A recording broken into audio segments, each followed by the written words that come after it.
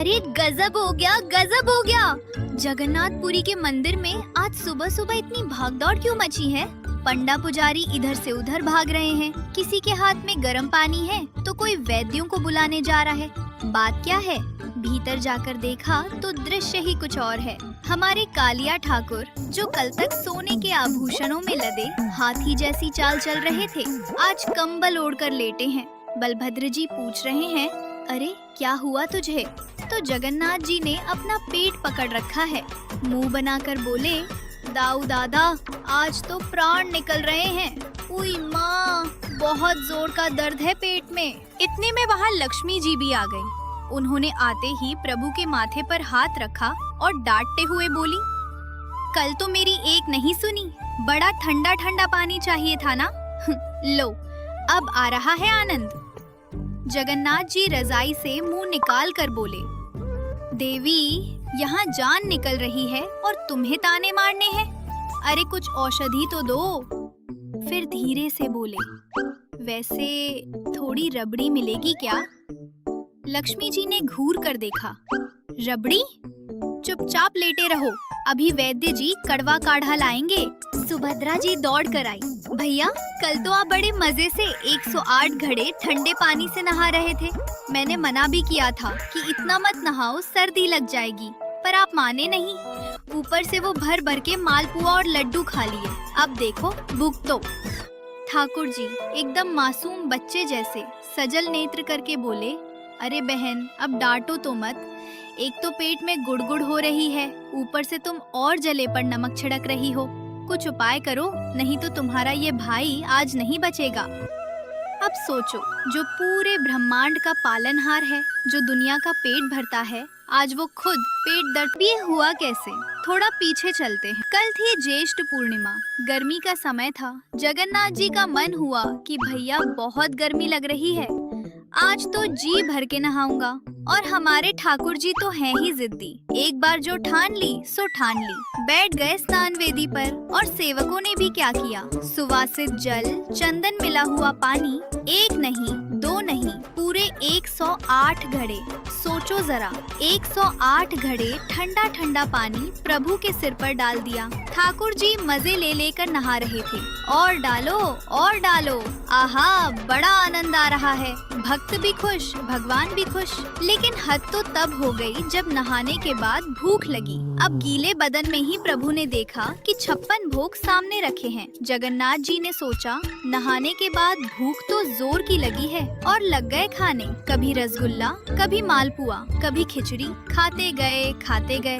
सेवकों ने भी प्रेम में खिलाते खिलाते ध्यान नहीं दिया कि छोटे से बालक का पेट है, फट जाएगा। और उसका नतीजा, आज सुबह भगवान को बहुत तेज बुखार और भयानक पेट दर्द है। मंदिर के मुख्य वैद्य राजवैद्य दौड़ते हुए आए, नब्ज पकड़ी। वैद्य जी बोले, प्रभु आपकी लीला आप ही जाने, नाड़ी तो बहुत तेज चल रही है, आपको अपच हो गया है और ठंड भी लग गई है।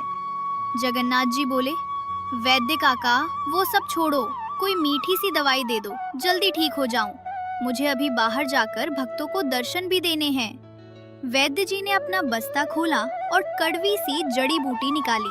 बोले, नहीं सरकार, अब मीठा नहीं मिलेगा, बीमारी मीठा खाने से ही हुई है, अब तो कड़वा काढ़ा पीना पड़ेगा। जगन्नाथ जी ने जैसे ही काढ़े का नाम सुना, कंबल के अंदर मुंह छुपा लिया। नहीं नहीं, मैं नहीं पीऊंगा। तभी वहाँ माँ समान एक बुजुर्ग सेविका आई। उनकी आंखों में आंसू थे। प्रभु की ऐसी हालत देखी नहीं जा रही थी। वो पास बैठी और प्रभु के माथे पर हाथ फेरा। जगन्नाथ जी का शरीर तप रहा था। प्रभु ने धीरे से आंखें खोली और बोले, माँ बहुत पीड़ा हो रही है। माँ बोली, मेरे लला तुझे नजर लग गई है, दुनिया भर की नजर उतारने वाला आज खुद बीमार पड़ा है, तू चिंता मत कर। उसी रात जब जगन्नाथ जी दर्द में कराह रहे थे, तो उन्होंने स्वप्न में उस माँ समान सेविका और राजवैद्य को निर्देश दिया। ठाकुर जी बोले, देखो अब मुझे ये घी, दूध, मलाई, 56 भोग ये सब मत खिलाना, मेरा पेट बहुत भारी हो गया है। अब अगले 15 दिन तक मैं बीमार रहूंगा। सेविका ने पूछा, तो आप क्या पाएंगे प्रभु, भूखे रहेंगे क्या? जगन्नाथ जी मंद मंद मुस्कुराए, बोले, नहीं माँ, भूखा नहीं रहूंगा, लेकिन अब मुझे केवल फुलुरी तेल से मालिश चाहिए और खाने में केवल फलों का रस और जड़ी बूटियों का पानी। अगले दिन से मंदिर के कपाट बंद हो गए। बाहर भक्त रो रहे हैं, अरे हमारे जगन्नाथ जी कहाँ गए? दर्शन क्यों नहीं हो रहे? तो पंडा जी बाहर आकर बोले, अरे शोर मत करो, हमारे लाला बीमार हैं, उन्हें बुखार आया है, आराम करने को कहा है। 15 दिन तक कोई दर्शन नहीं। अंदर का दृश्य बड़ा ही प्यारा है। कल्पना कीजिए, वो जगन्नाथ जो सोने के बर्तनों में खाते हैं, अब एक साधारण मरीज की तरह सफेद कपड़े पहनकर लेटे हैं।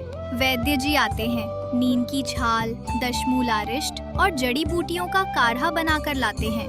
वैद्य जी कहते हैं, लीजिए प्रभु, पी लीजिए। जगन्नाथ जी नाक सिकोड़ते हैं, छी कितना कड़वा है। दाऊ दादा आप पी लो थोड़ा सा। बलराम जी हंसते हैं, बीमारी तुझे है, दवाई मैं पीऊं, चुपचाप पी ले। और माँ यशोदा जैसे वो सेविका आती हैं, प्रभु को गोद में लिटाकर चम्मच से कड़वा काढ़ा पिलाती हैं। जैसे ही प्रभु काढ़ा पीते हैं, उनका मुंह कड़वा हो जाता है, तो तुरंत सेविका उन्हें थोड़ा सा चेना या फलों का रस दे देती हैं। 14 दिनों तक ये लीला चलती है। इसे ही उड़ीसा में अनसर घर की सेवा कहते हैं।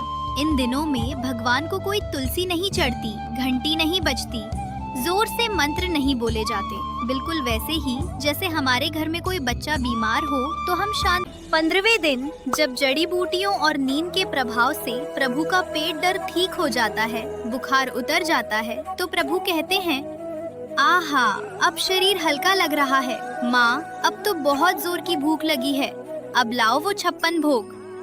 वैद्य जी हंसकर कहते हैं, हाँ प्रभु अब आप स्वस्थ हैं, अब तैयार हो जाइए।